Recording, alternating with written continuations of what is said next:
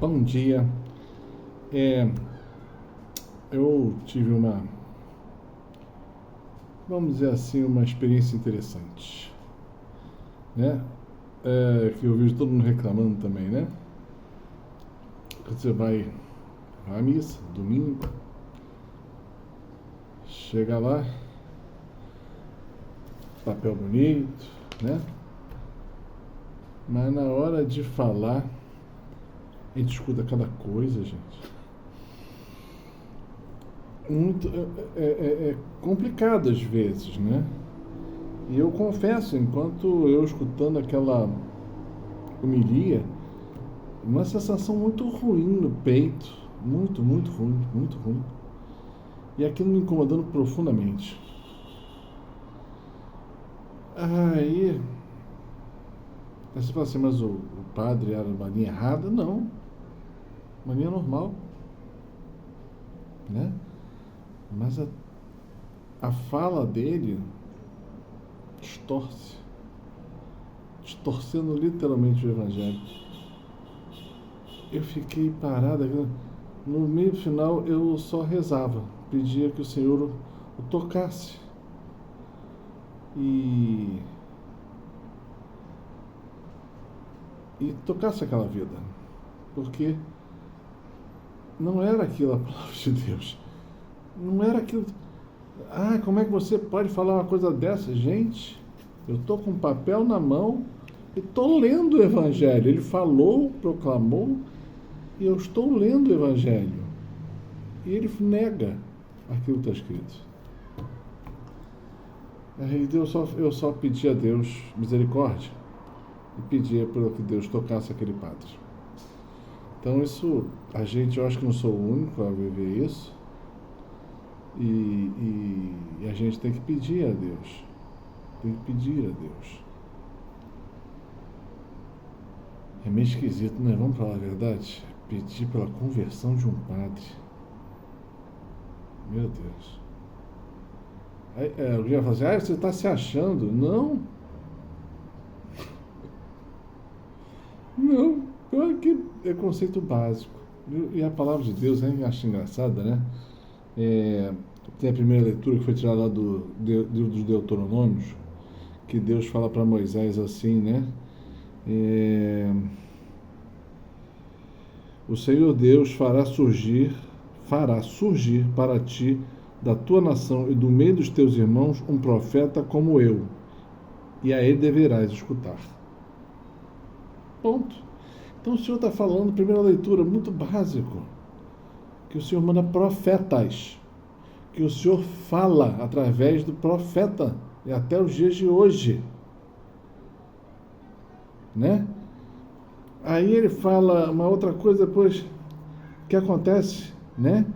Que o povo não quer mais escutar, porque Deus fala, a resposta do povo, não quero mais escutar a voz do Senhor meu Deus, nem ver este grande fogo para não acabar morrendo. Quer dizer, eu não quero mais escutar Deus. Você vê uma rebeldia. Ou seja, Deus vai falar e eu não quero falar sobre o que Ele quer dizer. Eu não quero escutar. E aí ele fala de novo, eu vou mandar um profeta, escuta quem quiser. E quem não escutar, eu vou tirar satisfação. Olha a primeira leitura. E aí você vê o que o padre fala assim, não é isso aqui que Deus escreveu, não foi isso que Deus falou, não, é outra coisa. Oi? Oi? E pior, gente, eu sou péssimo em disfarçar. Quando alguma coisa está muito errada, a minha cara na mesma hora muda. Eu faço uma cara de bocó, assim, hein? Eu imagino a cara que eu fiz, meu. Porque Deus está falando, vai, escuta o que eu falo e faz. E o povo fala, não quero escutar, vou fazer de outra forma. Deus fala o quê? Vai, e meu profeta vai falar, e se você não escutar, vou pedir conta a você, porque foi falado. Interessante. E o ênfase é na palavra. Tudo bem, ele deu ênfase na palavra. Ótimo, conversão sobre a palavra. Ótimo. Mas se você é conversão em cima da palavra, a palavra é a fonte da informação ali. Não negá-la, não negar o discurso do profeta, né? No Evangelho, eu vou ler devagar, né? Porque ele foi tão negado, porque eu vou ler devagar. Na cidade de Cafarnaum, Marcos 1, 21 a 28. Eu estou falando porque isso já se esse vídeo vai ao ar daqui a algum tempo, então vai ficar descasado com o Evangelho do dia, mas isso é a palavra que Deus está falando hoje. E vai entrar, eu tenho certeza que essa palavra vai entrar na tua vida na hora que você tem que escutar. É importante isso. Então diz assim: na cidade de Cafarnaum, num dia de sábado, Jesus entrou na sinagoga e começou a ensinar, né? É uma prática que ele fazia. Todos ficavam admirados com seu ensinamento, pois ensinava como quem tem autoridade, não como os mestres da lei. Então, ponto. Como é que Jesus ensinava? Com alguém que tem autoridade. O que quer dizer isso? Com alguém que vive a palavra, com alguém que executa aquilo que está escrito, com alguém que sabe os meandros da palavra, o seu significado, para trazer isso para o dia a dia. Então, se ele falava aquilo que estava escrito na palavra de Deus, né, nas escrituras antigas, no Antigo Testamento, e decifrava para o povo o que significava aquilo nos detalhes. Eu tenho que fazer assim, assim, assim, isso quer dizer aquilo, aquilo, aquilo, se você fizer assim, assim, assim, vai dar certo. Então, é alguém que é mestre na vivência de Deus. E era diferente como dos mestres da lei, ou seja, dos fariseus, que falam, mas não fazem. Ou seja, falam daquilo que não entendem, não são senhores da palavra, né? A palavra passa ao largo, eles conhecem, mas não compreendem e não executam. Muitas vezes a gente vê isso acontecendo. Então, quando alguém fala, a gente faz, né? Aí depois ele diz assim: estava então na sinagoga um homem possuído por um espírito mau. Ponto. O que quer dizer que é um espírito mau? Isso está escrito? Ou seja, um demônio. Um homem endemoniado dentro do templo. É isso aí. Você vai ver isso várias vezes. Então não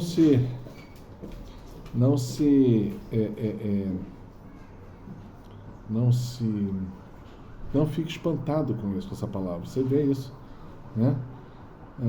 Estava rondando por lá, alguém sabia que ele tinha esse problema? Provavelmente estava fazendo besteira lá dentro, né? Basta estar dentro do templo de Deus que vai se manifestar alguma coisa? O que aconteceu, né? Aí o homem endemoniado grita: que quereis de nós, Jesus Nazareno? Quando ele fala Nazareno, ele está depreciando Jesus. Ele está brincando com as palavras, mas jogando ele para baixo, né? E a hora que ele fala, que quereis de nós? Nós quer dizer mais de um. Ou seja, este homem estava possuído de mais de um demônio. Nós. Prestou atenção? Viestes aqui para nos destruir? Qual é a atividade de Jesus? Destruir. Levar a salvação. E o que é a salvação? Destruir o poder do demônio sobre os homens, levar os homens a sua junto de Deus, né? São três coisas, agora esqueci a terceira. A primeira, destruir os poderes do demônio sobre, depois levar as pessoas para Deus. Tem mais um, mas eu agora esqueci. Então, o que ele fala, né? Viestes para nos destruir? Então, ele está falando, você veio para salvar aos homens? 1, 2. Eu sei que quem tu és, tu és o Santo de Deus. Ele declarou uma verdade, mas era para fazer confusão. E o demônio sabe, primeiro, quem é de Deus e quem não é. Sabe?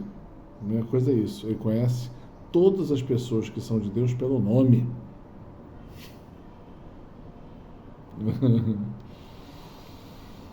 E aí o que acontece? Então você tem que saber isso. E aí o ensinamento do padre falava, infelizmente falava, não, é só um espírito impuro, né? Quer dizer que não era um demônio, não era algo ruim, era só os pecados dele. Não, demônio é demônio. O que acontece é que muita gente dentro da igreja não quer aceitar a própria revelação de Deus, que fala que os demônios estão por aí com o ministério da iniquidade para fazer os homens caírem e se perderem, né? E que nós lutamos não contra homens de carne e sangue, mas contra principados e potestades do mal espalhadas nos ares. Quem são isso? Demônios. São Paulo. Você está negando a palavra, né? Dá vontade de levantar e falar as coisas assim, que você fica doido, né? Mas aí tem aquele lado que não pode acreditar pela cabeça, porque só acredita naquilo que vê, ou seja, uma fé materialista, ou tem medo de encarar uma realidade dessa, que é uma realidade, né? Eu sei porque eu já vivi bastante isso. E quando uma pessoa de Deus chega perto de um demoniado desse e ele está realmente cheio de Deus, o demônio pula, como aconteceu aqui com Jesus. Na mesma hora o demônio pula, o demônio sabe quem é. Como já vi isso diversas vezes, né?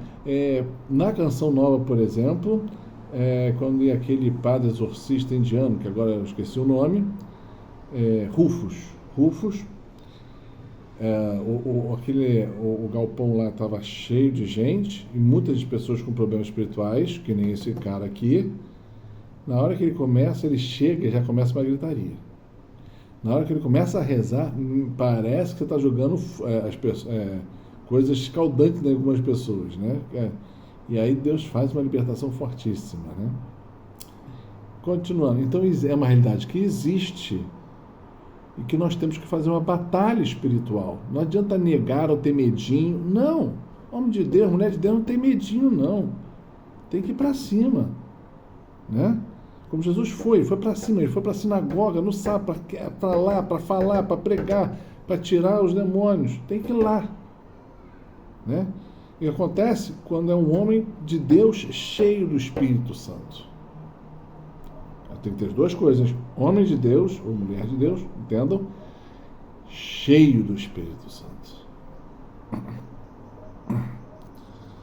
Jesus o intimou, quer dizer, ordenou: cala-te.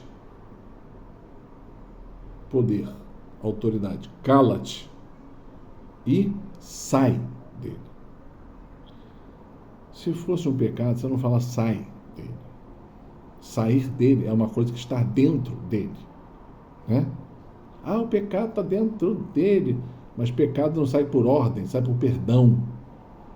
Tem que explicar essa coisa básica. Meu Deus do céu, era tão bom aquele tempo que a gente não precisava falar essas coisas básicas, né? Sai dele, está mandando embora, é um exorcismo. Então, o que acontece? O que acontece com a ordem e a autoridade? Então o espírito mal sacudiu o homem com violência. Não foi uma coisa fácil de ver, nem agradável. Deu um grande grito e saiu, né? Então, deu para ver que não é um pecado, é um demônio, né? E todos ficaram espantados e perguntavam uns aos outros: o que é isso? Né? Porque a primeira vez que a gente vê uma libertação, um exorcismo, é assustador. Vou dizer que é assustador? Né? Com o tempo a gente vai se acostumando e ver a glória de Deus superar todas as vezes os demônios, né? Um ensinamento. Aí ele fala, o que é isso?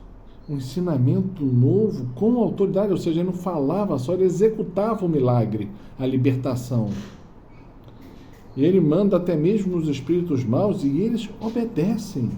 Então é alguém que tem autoridade não só porque alguém lhe deu autoridade, mas ele tem autoridade. A fama de Jesus logo se espalhou por toda parte e todas as regiões da Galileia. Palavra da salvação. Glória a Deus. Glória a vós, Senhor. Então eu queria, dividir isso com vocês. Às vezes, nós encontramos essas palavras que são direcionamentos para a gente e temos situações muito ruins que a gente encontra, né, dentro da igreja. A gente não deve ficar mal, não. Muito ao contrário, a reação que o Espírito Santo deu na hora é reza por ele. Reza por ele. E entende você a palavra que Deus está te dando, porque aqui tem um recado muito grande. Tá bom? Paz e bem.